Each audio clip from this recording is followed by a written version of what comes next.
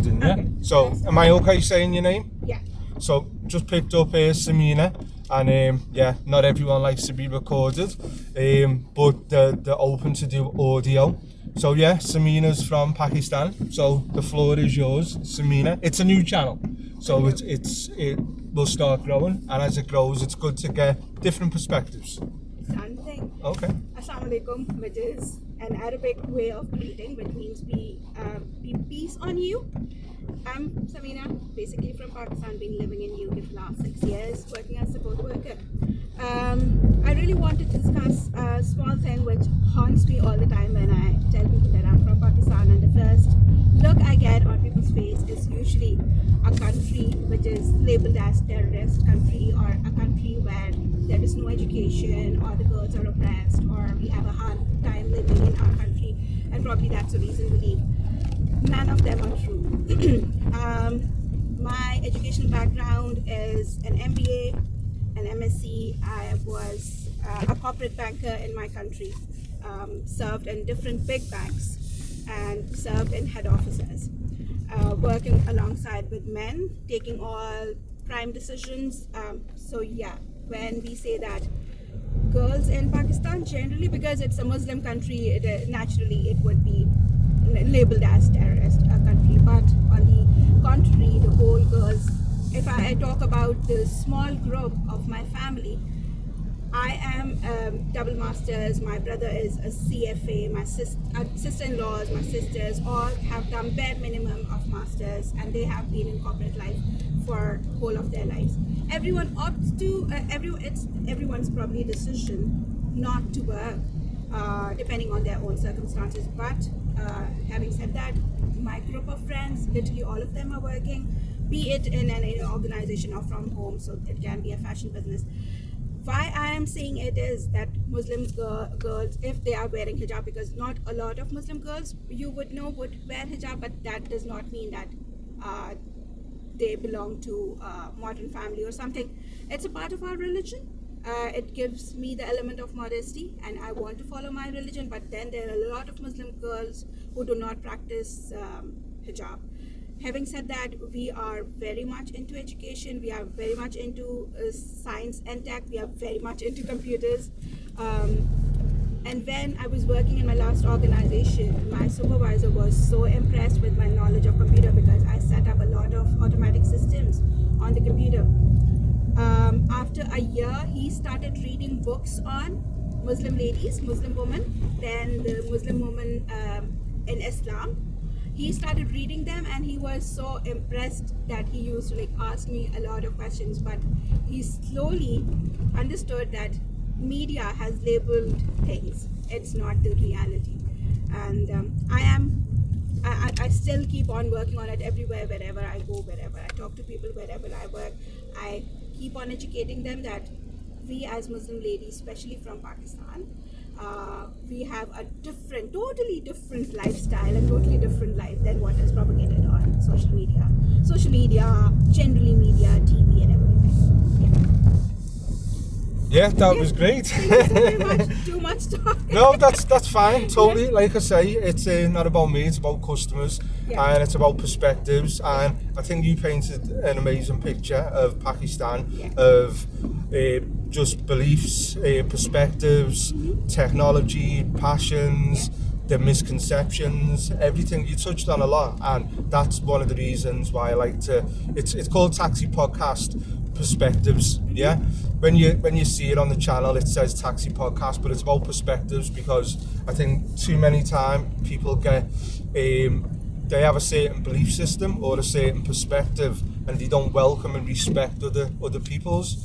And like you said, it's important. There's a lot of bad information out there, and misconceptions of what people think of a country or of a person or of a religion. And like you said, it's not true. So it was nice for you to convey everything what you've just said. Just to unpack some of what you said, because you said that you're very interested in technology. I do. Okay. What was it you studied? I like the way you said a lot of your circles or family, they've all got a minimum of a master's. They do. Education is very important. Making me want to step up my game. You should, because I see kids here. I work in different universities, and I see kids not being really interested in education. Like, it's fundamental. Education it's is so key. Yeah. No matter what your life brings you, or your parents are really rich and you are gonna have a golden spoon in your mouth. No, education should be mandatory. It is mandatory. Yeah. Academic and self-education is very important. Both of them. Yeah. How you talk to people and what you talk with people. There are two different things. What you talk with people is what you get from education, but how you talk with people is basically your own upbringing and how you have been brought up in certain manner. Having said that, again, being in different universities, I've always seen that students are not really interested in education. They get rid of, like, within few months, they call for withdrawals or repeats, or I have this issue and that issue and I cannot continue my education. Please, that's a request. The education makes and breaks a person. It's fundamental, it's very important, and yeah, do not sit back that one day I will do. I'm like, if I tell you about my own father, he's 76 years old, but he still goes to vocational schools. Does he? He's a well-educated person. Okay. He has been a corporate banker for all of his life. Okay. He retired, but he goes to painting classes. He goes to yoga classes. Does he? Yeah, At he 76, does. yeah. He goes and makes his friends. Sorry, Semina, because you want the shop, so I'm going to stop off at the shop and then I'm going to come back to Stella Mine here, yeah? No, just drop me off and I'll just Oh, okay. Yeah. So, are you okay here? Yeah, can you drop me off on the left? This is Stella Mine, yeah? It is. Yeah. So, yeah. I should have started this early on yeah. because it's been really good. But is there anything that any charities or organisations or anything specific regarding what you've just said that you can mention? Because in the description I will put a link to it. I will put a link to like the best places to visit in Pakistan. Yeah. If there's anything specific, a charity or anything you want to create awareness on. Okay. There are two charities. One, in Pakistan, we have the Citizen Foundation. Okay. Okay. In Pakistan, it is Citizen Foundation. It also has branch in London, if I'm not wrong. What they do is they educate underprivileged kids. Okay. They go to their houses, find out kids, like they will go and hunt for kids. Okay. And they will give them education free of cost. Okay. And we are not just talking about your primary education. They take them to the highest level. Two of the students, quite recently, if you go to the Citizen Foundation website, quite recently, two of the students, one went to USA for further studies, and the other went to Turkey or Malaysia. I might be wrong, but mixing them up, but they are sponsoring their higher education. Okay. And they do it through funds.